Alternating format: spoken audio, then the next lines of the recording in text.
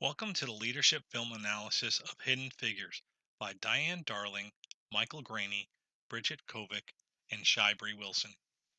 In this trailer, we will discuss the leadership of Katherine Johnson, the problems she encountered, and how our team would have reacted to the same issues.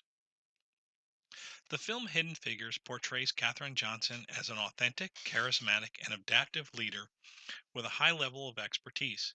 In 1953, Katherine Johnson started working at NASA's Langley Research Center as a human computer. She was assigned due to her high level of expertise in analytical geometry to the Space Task Group. She was one of two women on the team, the only African American woman in the group, the only woman working as an engineer on an all white male engineering team. There was a black hole between her and her success, and she did not back down.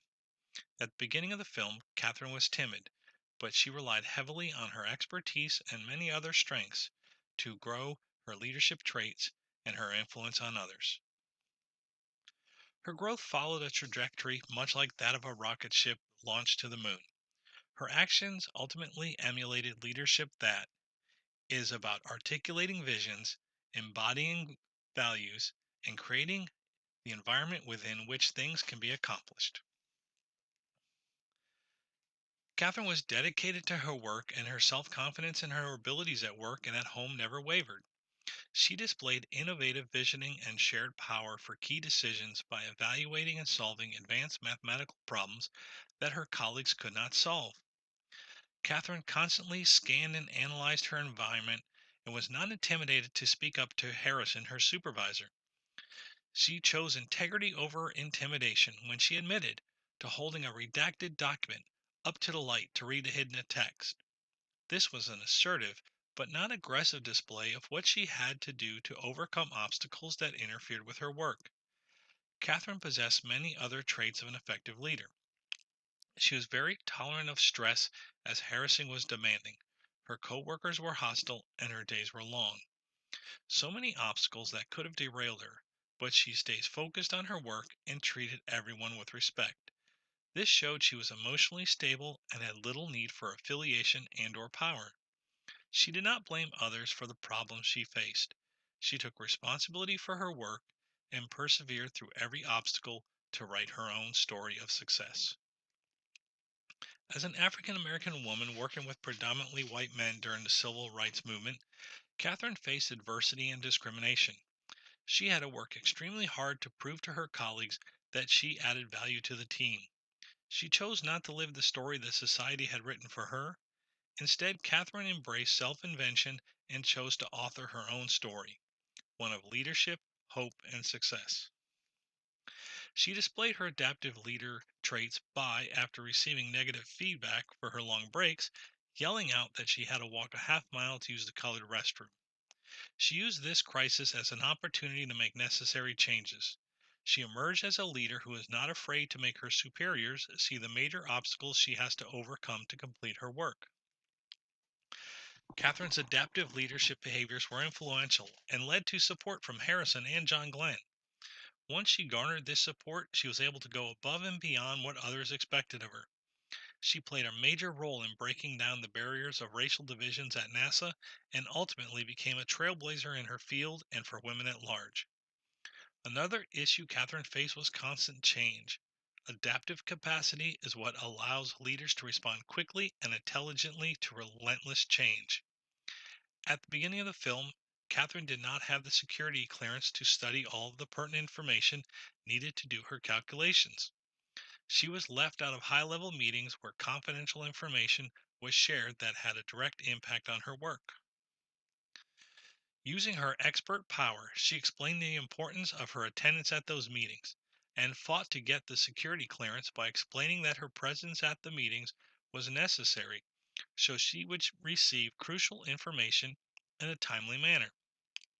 Catherine was able to overcome the black hole between her and her colleagues and build cooperative relationships using her adaptive and charismatic leadership traits, authenticity, and, and expert technical skills. She solidified her integrity, values, and goals, and was now empowered to be herself. Among her formidable strengths, it was difficult to identify any weakness. However, as Yukel points out, excessive optimism makes it more difficult for the leader to recognize flaws in the vision or strategy. Identifying too closely with a vision undermines the capacity of people to evaluate it objectively. This theory is highlighted when Catherine first joins the department.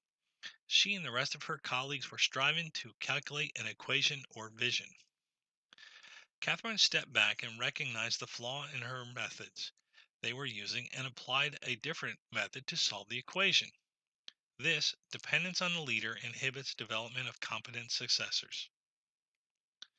Leading up to John Glenn's takeoff to orbit the Earth, he had doubts regarding the accuracy of the calculations reported by the new IBM computing system. Glenn asked that Catherine recalculate his retrieval point because he trusted her more than the machine. This dependency on one individual, Catherine, could have been detrimental to the development of her colleagues. Catherine's journey was guided by three sets of perspectives and knowledge. Her friends lifted her up and encouraged her to move forward both personally and professionally.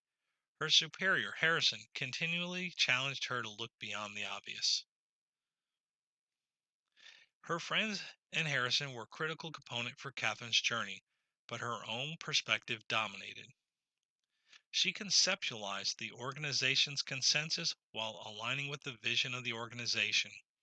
She knew the world around her as well as she knew herself, and she used this perspective to act appropriately in a situation that not many could navigate. She acknowledged the reality that she was out of place working with all white male engineers in the Space Task Group. By acknowledging this reality, she could act accordingly. She was active, not passive, anticipated solutions through her imagination and vision. She listened to others, and she shaped events rather than be shaped by them. Catherine had to overcome the forces working against her race, gender, and lack of organizational power. As Euclid states in his guidelines for creating a vision, Catherine continually assessed the situation and her calculations in order to refine the vision and provide actionable strategy. She tackled every issue she faced with grace and integrity. She acted with composure and worked calmly through adversity to meet and exceed expectations. She not only worked through adversity, but she learned from it. Euclid says that charismatic leaders influence the behavior of their followers by articulating an appealing vision, using strong, expressive forms of communication when expression of vision, taking personal risk, making self sacrifices to attain the vision, and building identification with the group or organization, to name a few. She took risk and improved her ability to advocate for herself. As Bennett notes, taking risk as a matter of course with the knowledge that failure is as vital as it is inevitable. Despite tensions running high during the civil rights movement, she conveyed her anger and disgust both when one of her colleagues brought in a coffee kettle for colored people and that she had to walk across the entire NASA campus just to use the segregated restroom. Catherine fought through the tensions and built identification with the group and a rather difficult relationship with Paul Stafford, a lead engineer in her department. Most notably, Catherine argued her position to Stafford and Harrison on the importance for her to gain a seat at the table for the meeting with the Pentagon. According to Euclid, the followers of a charismatic leader feel affection toward the leader, they are emotionally involved in the mission of the group or organization, they have high performance goals, and they believe that they can contribute to the success of the mission. Her confidence allowed her to display her work openly on the chalkboards for all to admire, and her assertiveness got her into the meetings where she belonged. Personal power includes potential influence derived from task expertise and potential influence based on friendship and loyalty. Catherine's actions allowed her genius and her integrity to shine through. She was ultimately empowered to articulate her vision of how to bring the rocket back into Earth's orbit, and she played a key role in the historical event of the first American to orbit the Earth. Throughout the film, Catherine developed professional relationships with both Al Harrison and John Glenn, which elevated her influence and promoted her power. Her influence over Harrison and Glenn grew primarily from her elevated knowledge of mathematics. As Euclid stated, the more important the problem is to the target person, the greater the power derived from the agent from possessing the necessary expertise to solve it. Using power tactics, Catherine displayed that she was a vital member of the team and that she would play a significant role in achieving both the short term goal of getting a rocket safely back to the Earth's atmosphere and their long term goal of landing an American on the moon. The actions Catherine took as a leader were powerful, as were her actions as a follower. She integrated the leader and follower roles, as was shown by her interaction with her supervisor, Al Harrison. His vision is that man is already in space, and at the end of the movie, Harrison asks if she believes that we can put a man on the moon, and she states, I'm already there.